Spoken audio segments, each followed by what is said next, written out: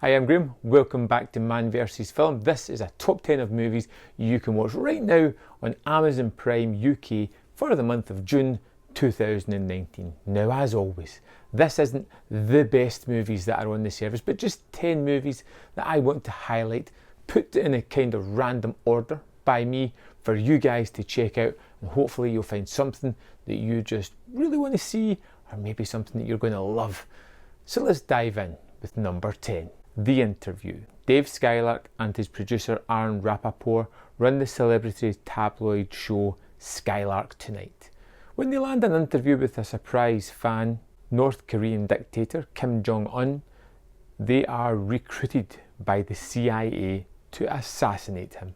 This movie got a lot of buzz when it was coming out because of, well, just a load of nonsense really. But it's a Seth Rogen, James Franco vehicle that is surprisingly funny. Franco plays the larger-than-life comic relief. Seth Rogen is a little bit tailored back in his role as well, but these guys together just work remarkably well. The crazy plot going around this is just fantastic. I love the relationships between Franco and Rogen, as well as the relationship between them and Kim Jong-un and Korea as well. It's just bonkers. The fact that they have a Katy Perry song kind of punctuating the movie as well is ridiculous. It's out there, but it is remarkably fun, and that's one thing for this movie. It is remarkably fun. Number 9, Dead Time Stories. A babysitter and a rather neglective uncle tells his charges 3 horror stories about a killer witch, Little Red Riding Hood and a werewolf, and a story about Goldilocks and the 3 bears, but told with a rather different and unique spin. This is one of those movies that I wasn't too sure about putting on the list. It is rather out there. It is a little bit low budget. It has 3 tales that are loosely connected by the fact that we have this belligerent guardian telling these young kids stories that they shouldn't be hearing, spins on typical fairy tales, but they're kind of fun. They're very different and they're all kind of unique in their own way. We have probably my favourite, which is the first story, which is about a witch, which has some fantastic practical effects. The whole sequence with the body is just mesmeric in the way it plays out. You get a rather strange Goldilocks tale at the end, which is probably the most low budget of the 3 stories, and it feels it, but it has a kind of charm about it. And the Red Riding Hood and werewolf story is rather fun, a little bit different as well. This is a horror movie that doesn't really have too much scares. It has more charm within the effects and the way that it's trying to rejuvenate these tales.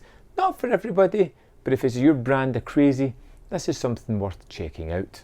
Number 8, The Ruins. A group of friends whose leisurely Mexican holiday takes a turn for the worse when they, along with a fellow tourist, embark on a remote archaeological dig in the jungle where something evil lives amongst the ruins. The Ruins is one of those horror movies that came out, I think it was 2008, and was quickly forgotten about, but it was better than most of the horror movies that came out that year.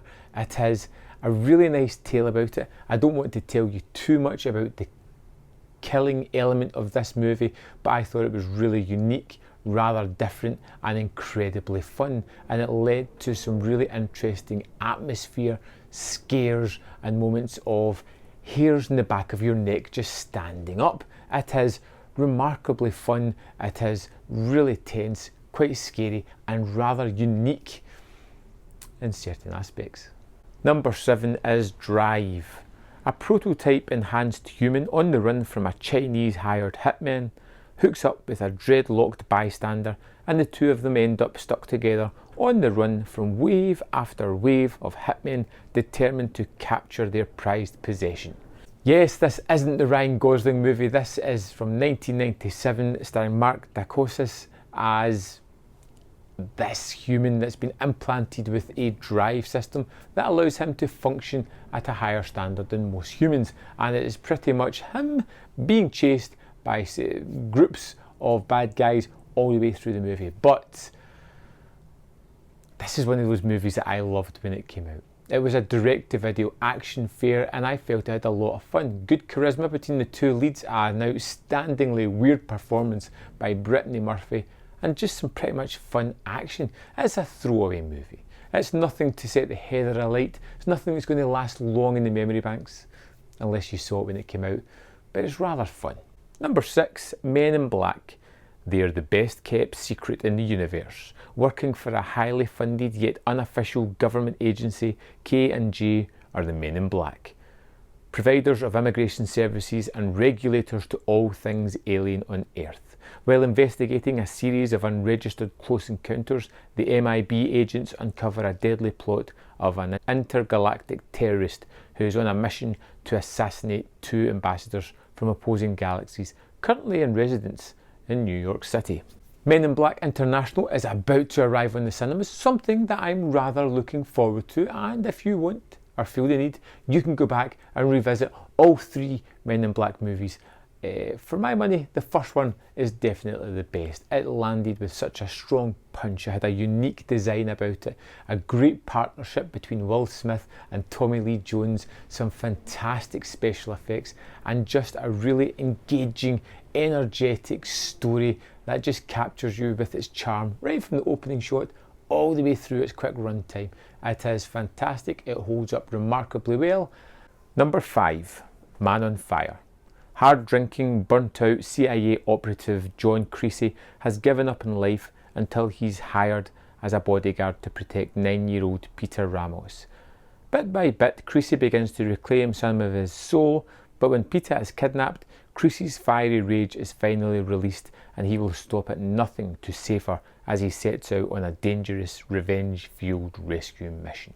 Tony Scott directs Denzel Washington and Dakota Fanning in this terrific action movie thriller. Now, it takes its time in building up the character of Creasy and allowing him to, really become attached to Peter. And you understand that this is kind of his only purpose in living at the moment is rebuilding his faith almost. And when he gets to the point where she is kidnapped, he has lost everything. He will do anything to get her back, and it erupts in these ferocious, visceral action set pieces that are breathtaking, exciting, and just jaw-dropping. Denzel Washington puts in a terrific performance, and because it gives you a chance to really attach to the characters, you feel as if there's a great weight behind the story as well that just adds to everything to come. Terrific film. Number 4, Superbad. Seth and Evan are best friends, inseparable. Navigating the last weeks of high school, usually shunned by the popular kids, Seth and Evan luck into an invitation to a party and spend a long day with the help of their nerdy friend Fogel, trying to score enough alcohol to lubricate the party and inebriate 2 girls. Their quest is complicated by Fogel's falling in with 2 inept cops who both slow and assist the plan. Superbad is one of these movies that I get the urge every now and again to go back to, and every time I do, I just appreciate it for what it is. A love story, a platonic love story between 2 friends as they realise that their time may be coming to an end. They don't want to, but they understand that for them both to move on, and this is life, it may have to happen.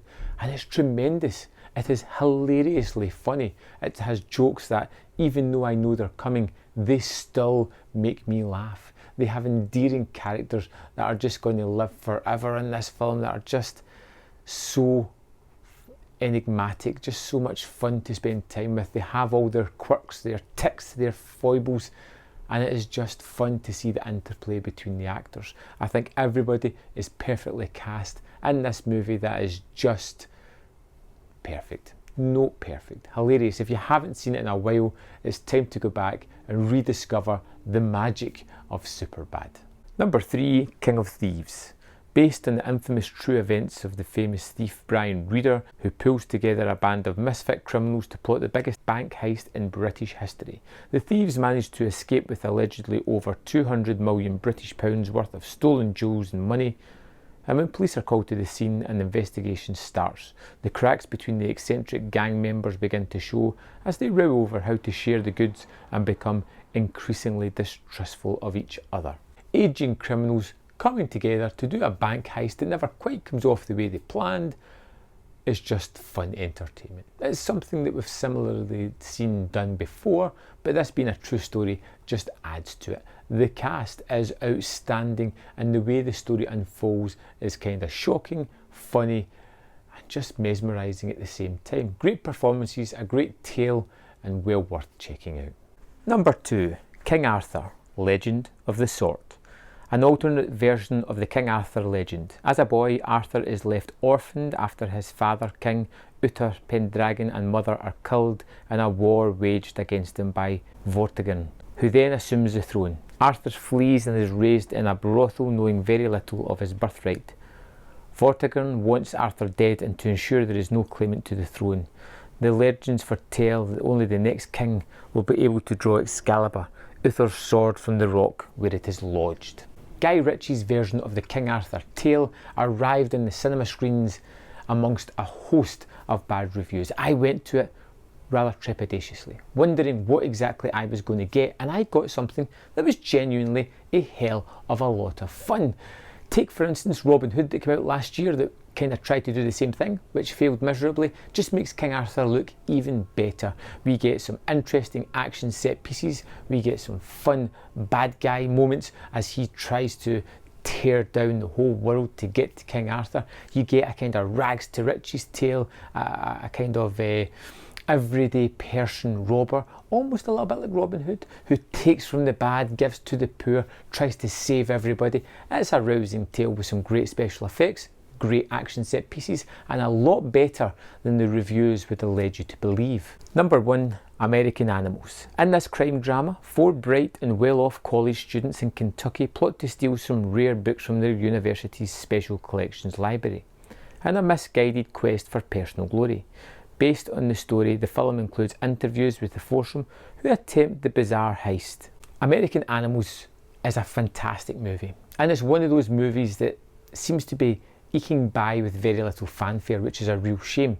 Now, the interesting fact about the filmmaking here is it's a pseudo-documentary. It does actually speak to the 4 people who were involved in this heist, speaking to them about their actions, while it jumps to reenactments for the majority of the movie, as it really shows you these characters. Now, what I loved most about it was the fact that it never really sticks to one side of the story. As people tell their versions of events, it changes it through the actual screen as you're watching the movie play out.